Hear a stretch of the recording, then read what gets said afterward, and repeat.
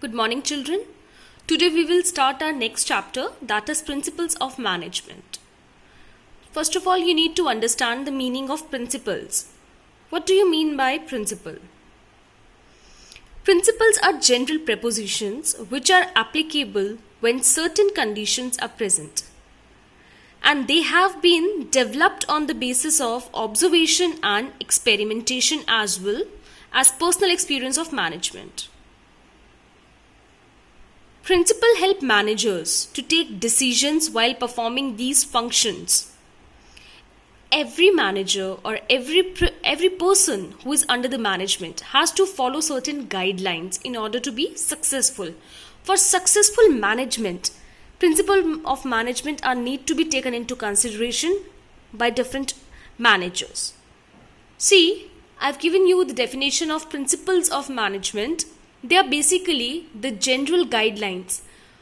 But why these guidelines are important? These guidelines are important for taking any decision or guiding any behavior.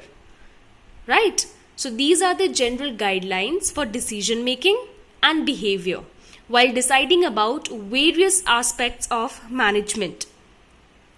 Management principles are fundamental truth of general validity which have value in predicating the result of management action. On the basis of a principle, we may say that this is to be done and this is not to be done. Right?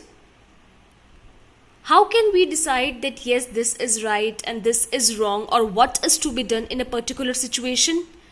By looking forward to our principles, we can decide that yes, what is to be done and what is not. They are basically guidelines that how should we take any decision and how should we behave in a particular manner. Right? They guide us how to do an action. They refers to a fundamental truth. Principles establishes a cause and effect relationship. Cause and effect relationship means that if this is the cause, then this is the effect. Right? And if this is the effect, then what would be the cause of a particular thing? We may predict it out very well. Management principles are very broad. They are general guidelines for decision making and behavior. For example, while deciding about promotion of an employee, one may consider seniority, whereas other may consider the principle of merit. Right? So principle of management are different with that of principle of pure science.